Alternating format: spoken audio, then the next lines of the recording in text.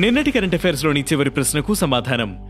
Air independent propulsion ప్లగ్ల తయారీకి సంబంధించి భారత రక్షణ మంత్రిత్వ శాఖ ఏ సంస్థతో ఒప్పందం కుదుర్చుకుంది?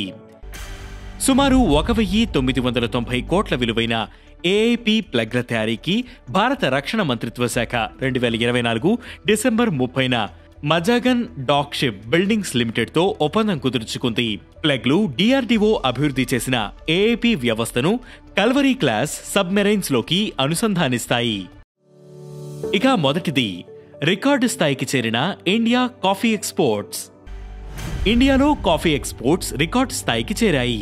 2024 ఏప్రిల్ నుంచి నవంబర్ నెలల మధ్య కాలంలో $1.14 బిలియన్ కాఫీ ఎగుమతులు జరిగాయి. గత ఫైనాన్షియల్ ఇయర్ కంటే ఇది 29% అధికం.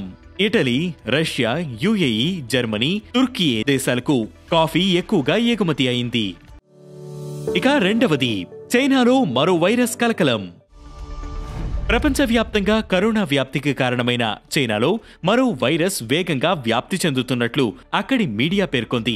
హ్యూమన్ మెటానిమో వైరస్ బారిన పడి అక్కడి ప్రజలు పెద్ద సంఖ్యలో ఆసుపత్రిలో చేరుతున్నట్లు కథనాలు వెలువడ్డాయి.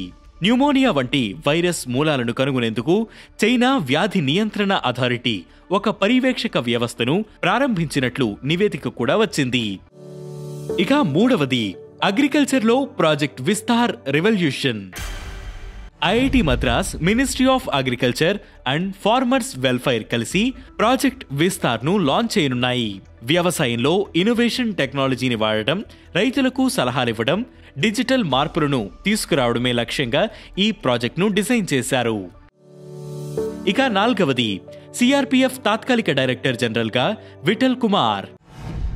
సెంట్రల్ రిజర్వ్ పోలీస్ ఫోర్స్ తాత్కాలిక డైరెక్టర్ జనరల్ గా ఉత్తరప్రదేశ్ కు చెందిన 1993 బ్యాచ్ ఐపీఎస్ అధికారి విఠల్ కుమార్ నియమితులయ్యారు. 2009లో సిఆర్పిఎఫ్ లో డిప్యూటీ ఇన్స్పెక్టర్ జనరల్ గా చేరిన విఠల్ అనేక కీలక పదవులు చేపట్టారు.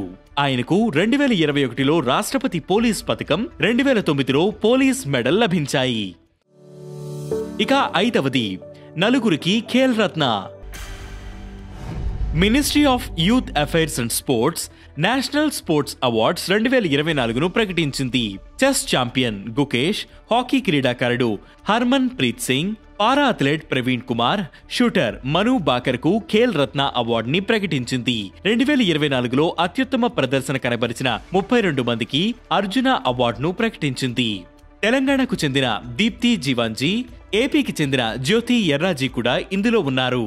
ఇక ఈ రోజు current affairs question, land of coffee అని ఏ జిల్లాని పిలుస్తారు? ఈ ప్రశ్నకు సమాధానం మీరే కామెంట్ చేయండి.